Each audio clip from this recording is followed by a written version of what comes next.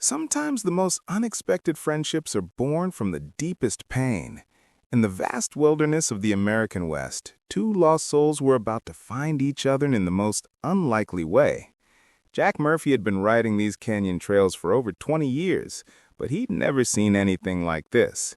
A young wild foal was following him, keeping its distance but never leaving his side.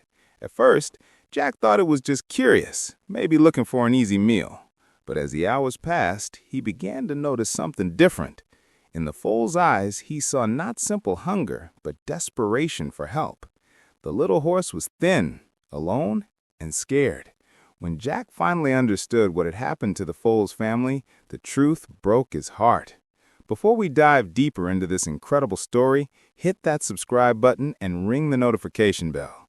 You won't want to miss what happens next. Trust me, this story will stay with you long after it's over. The sun painted the canyon walls in shades of amber and rust as Jack Murphy guided his horse Ranger along the familiar ridge trail. At 55, Jack moved with the practiced ease of a man who had spent more years in the saddle than most people spent behind a desk. The Double M Ranch stretched across 15,000 acres of some of the most beautiful and unforgiving land in northern Arizona. This morning's ride was part of Jack's weekly routine, checking fence lines, counting cattle, and simply being present in the landscape that had shaped him. He pulled a small leather journal from his shirt pocket, its brown cover worn from years of handling. Every significant observation went into his journal, continuing a tradition passed down from his father and grandfather. Ranger snorted and shook his head, ears pricking forward at something Jack couldn't yet see. The horse was 12 years old, a sturdy quarter horse with intelligence in his dark eyes and an uncanny ability to sense things before his rider did. "What is it, boy?" Jack murmured, scanning the horizon. It was Ranger who sensed it first. The horse's ears snapped forward like radar dishes, and his muscles tensed beneath him. They had crested a small rise when Ranger suddenly stopped, refusing to move forward despite Jack's gentle urging. "Easy, boy," Jack murmured. In 20 years of riding this country, he had learned to trust Ranger's instincts completely. Then he saw it, a flicker of movement among the rocks, perhaps 75 yards ahead. A young foal emerged from behind a boulder, its coat a dusty brown that caught the sunlight. The animal was small, clearly very young, probably no more than 3 or 4 months old. Jack's first reaction was confusion. Wild horses weren't uncommon in this part of Arizona, but foals this young were rarely seen without their mothers nearby. Something was wrong with this picture. The foal's movements were unsteady, almost weak. Its head hung low, and even from a distance, Jack could see that its ribs were showing beneath its coat. "Where's your mama, little one?" Jack whispered. The foal took several steps toward him, and Jack felt a chill run down his spine. Wild horses are naturally wary animals, avoiding human contact whenever possible. For a foal to approach them so openly suggested either extreme desperation or something seriously wrong. Jack slowly reached for his binoculars. Through the magnified lenses, the animal's condition became heartbreakingly clear. The foal was severely underweight, its coat dull and matted. Its eyes held a desperate quality that Jack recognized from years of working with animals, the look of a creature pushed to the very edge of survival. The foal couldn't weigh more than 200 pounds, far too light for an animal of its apparent age. It should have been sleek and healthy, learning to graze under his mother's guidance. Instead, it looked like it hadn't eaten properly in weeks. The implications hit Jack like a physical blow. Something had happened to the mother. Wild foals stayed with their mothers for up to a year, learning the complex skills necessary for survival. Without that guidance and protection, this young animal was essentially facing a death sentence. Against decades of accumulated wisdom about dealing with wild animals, Jack dismounted slowly, keeping his movements deliberate and non-threatening. "Let's see what we're dealing with here," he said quietly. Jack took a step toward the foal, then another. The young horse didn't flee. Instead, it nickered softly, a sound of recognition and greeting that wild foals typically reserved for their mothers. Jack found himself thinking of his late wife, Linda. She had been gone 3 years now, claimed by a heart attack that had taken her far too young. "Everything deserves a chance," she used to say. Sometimes we're the only chance they get. But what Jack didn't know was that this was only the beginning.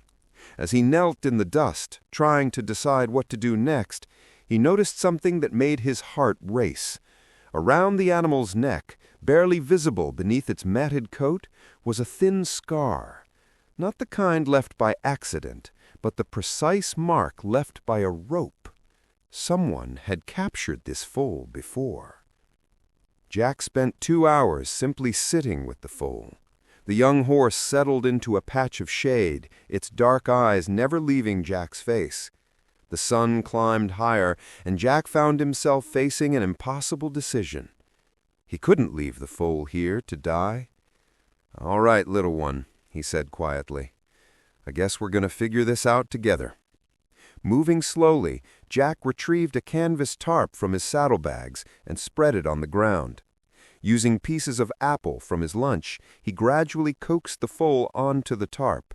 The process took nearly an hour, but eventually the young animal was lying on the canvas, too exhausted to resist, but clearly trusting Jack enough to remain calm. The ride back to the ranch was unlike anything Jack had experienced. He wrapped the foal gently in the tarp, creating a makeshift carrier secured to his saddle. The animal, weakened by hunger, and perhaps sensing that help had finally arrived, offered no resistance. Roberto Santos, Jack's foreman and closest friend, emerged from the equipment barn as they arrived. "Boss," Roberto called out, "you're back early. Everything all right?" As Jack unwrapped the tarp, Roberto's eyes widened. "Dios mío, that's a wild foal." "And it's half-starved," Jack said, lifting the foal gently. "Question is, what do we do now?" Roberto studied the foal's condition. "You know what the BLM folks are going to say about keeping a wild horse on the ranch?" "I know exactly what they'll say. But Roberto, look at this animal. Really look at it." "I couldn't leave it up there to die," Jack said quietly. "Linda would never have forgiven me." The mention of Jack's late wife seemed to settle something for Roberto. "All right," Roberto said finally. "What do you need me to do?" Together they converted the old equipment shed behind the main barn into a makeshift foal nursery. Over the next 3 weeks, Jack poured himself into caring for the foal, whom he had begun calling Salvador. The young horse recovered remarkably, growing stronger each day. But the outside world had begun to notice. Rumors circulated through town about Jack Murphy's unusual pet. The local newspaper called. Most concerningly, someone had contacted the Bureau of Land Management. Sheriff Tom Bradley called on Thursday afternoon. "Jack, I'm getting some interesting reports about activities on your ranch." The conversation that followed was difficult. Tom explained the legal complications, the protocols Jack had bypassed, the potential consequences. "Sometimes doing the right thing and doing the legal thing aren't the same thing," Jack said quietly. "I found that foal dying, Tom. What was I supposed to do?" "You were supposed to call the BLM. Let them handle it according to protocols." "And what would those protocols have been? Euthanasia?" Tom was quiet for a long moment. "Possibly. Wild horse foals without mothers don't have many options." Tom gave Jack time. Not much, but some.